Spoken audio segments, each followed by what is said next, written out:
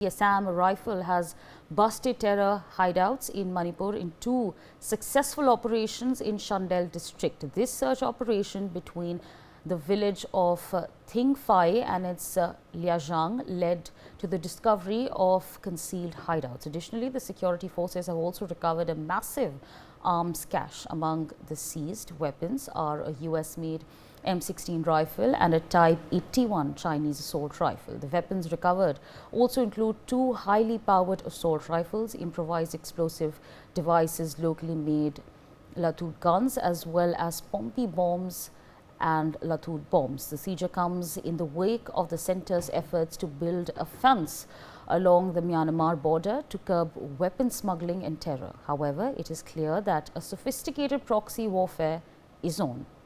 My colleague Nibir is with us on the broadcast to give us more on this. Nibir, of course, we see all the weapons that have been seized. There seems to be a foreign link over there as well. If you could take our viewers through the details that are coming in.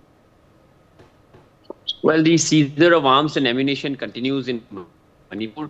The Assam Rifles have been doing the seizures in different areas of the state, along with the state police as well as the army. These search operations are of the bigger agenda to de-escalate the tensions in Manipur, and as such, we have seen the security forces in different capacity have been doing these search operations and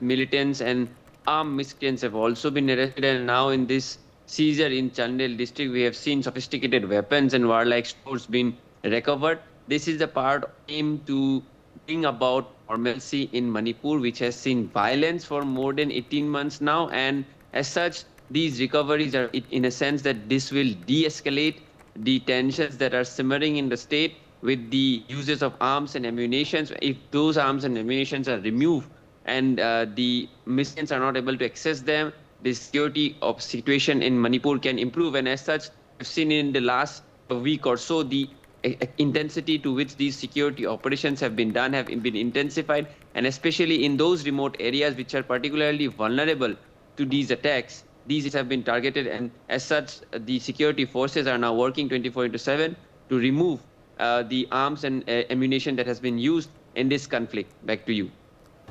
Right, absolutely. And thank you so much for sharing all those details with us. Major General Sudhakar Ji, defense expert, also joins us on the broadcast. Sir, US-made, China-made rifles now being seized in Manipur. A sophisticated proxy warfare is clearly on. Now, what's the way ahead? Firstly, what's the agenda over here? And then what's the way ahead to curb, terror and violence in Manipur? Very good morning. Thank you for getting me to your show, and compliments to Nibir. He's given his perspective right. But we need to understand the larger picture. The larger picture is that post pro-democracy movement in 1988 in Myanmar and the massacre carried out on the participants there too, there was a very, I would say, isolation of Myanmar by the international body and the global order. And post this isolation, Myanmar was pushed to a corner wherein it had no option but to fall back to China for diplomacy, for economy, for industrialization, for infrastructure development. So much so that the people who mattered in Myanmar at one point in time, they started saying that the economic patronage and the diplomatic ally has brought a national emergency in Myanmar.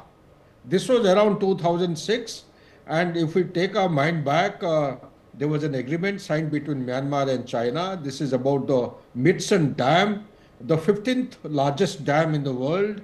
It would have actually submerged almost about 700,000 square kilometers, 700 square kilometers of area. It is on Irrawaddy River, and 90% and more of power generated from this dam was supposed to have been given to China. This was in the agreement, and thereafter the leanings kept on changing from Myanmar to US. In 2011, the US put its foot down. It said, you have to show something substantive to indicate that yes, your leanings have changed. Thein Sein was the president, and they dropped this, suspended this particular agreement which had been signed with China in 2006. That was a clear benchmark and a turning point of the relationship between Myanmar and USA. And if we also take our mind back, there is a top secret thesis which was written by Myanmarese or Burmese army officer, Lieutenant Colonel. It was in Burmese language. And everything thereafter, after post 2011, is happening as per the plan. So it is an extension that the strategic rivalry between USA and China is on. USA does not want expansion of the influence of China along this particular axis and into the Bay of Bengal. China's aim is to secure an access with the warm water ports so that the isolated or landlocked province of Yunnan gets connected by road. That is why the China-Myanmar economic corridor. Also, regionally speaking, between India and China, we have our Act East policy, and China wants to have the China-Myanmar economic corridor. It also wants to expand its influence for minerals, for a host of other things in Myanmar itself. It has penetrated into the Myanmar. There are 127 projects, $15 billion invested for over 30 years. Same is the case with Bangalore. Whether you talk about St. Martin Island, USA has been actually pressurizing the government in chair at some point in time. Sheikh Hasina's ouster is attributed to this particular issue. Bangladesh also has been penetrated very seriously by China. Thus invested $38 billion, and the last count was around, as per my research, $20 billion have been committed on the ground. Talk about Padma Bridge, talk about the railway line. There is the gas reserve, natural gas reserve of 60 trillion cubic feet gas reserve between Bangladesh and Tripura border, and China is already started laying the lines. Pipelines have been laid all along the western flank of Myanmar, touching Rakhine, Chin province and Shan province, going right up to Yunnan, and this is further connecting to Bangladesh. Plus, you talk about the infrastructure, the naval dockyard. There is a place called Qutub Dia. Qutub Dia is the largest naval dockyard where the submarines are docking today. The Navy of Bangladesh has been actually modernized and given a fillip of three-dimensional force. 82% of Bangladesh armed forces military hardware are imported from China. Every support and kind of assistance given to Bangladesh free of cost by China. The stock exchange of Bangladesh, the Dhaka Stock Exchange, in a process of bidding, where our National Stock Exchange of Delhi, India was also participating.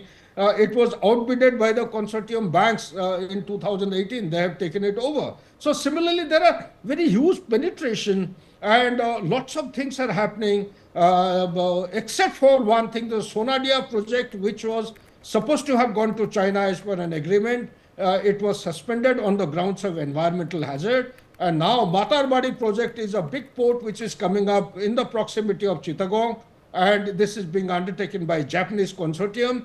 And but China's penetration is very huge and large. And now the recovery of the weapon that you are talking of has got a deeper kind of a narrative. I personally feel there is a bigger game being played to destabilize the Northeast so as to achieve two aims. What are these two aims?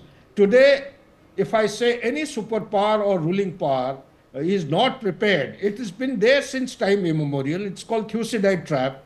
No established or ruling power will ever accept any rising power to come up to its footing.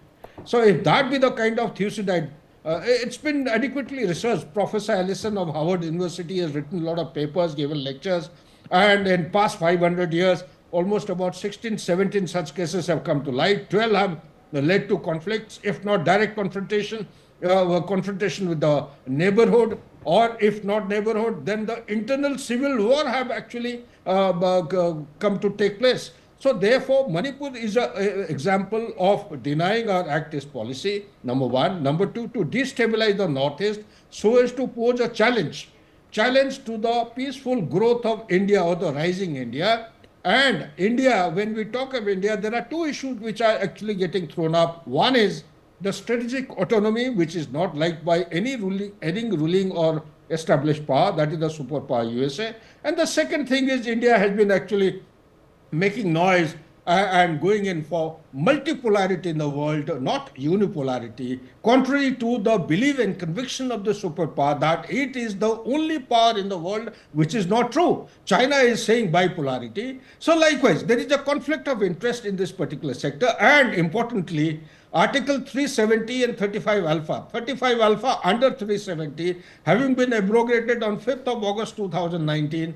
If you recall, Asavri, on 9th August 2019, the foreign minister, Mr. Qureshi, had flown to China, spent a lot of time there, met the leadership, worked out a counter strategy how to contain and contest India. And that is how started you see, if you take your mind back, the revival of proxy war south of Pir Panjal ranges actually dates back to this particular timeline. And thereafter it has picked up and started spreading towards Kathua, Doda, then to the valley floor, extended standoff with China, new border law, which was promulgated by China, or you talk about the infrastructure development undertaken by China, or the cartographic warfare. So this is a strategy in place. Pakistan is playing hand in gloves with China. ISI is looking for an opportunity how to teach India a lesson. We had Maldives recently. Gracefully and thankfully, Maldives thing has been taken care of to some extent. Right. Now Bangladesh has started. Next will be perhaps Nepal. So therefore, we have to keep our powder dry, keep our security apparatus absolutely ready to take off. But compliments to the security forces, it is not only the recovery of the weapons. We need to find out the modules who are operating, the men behind the weapons. They Right. have to be busted. We need to actually go in for disarming the weapons from the public. Only then security and normalcy will get back to Manipur. Back to you, Asafi. Right. For more such videos, subscribe to the NewsX YouTube channel, hit the bell icon.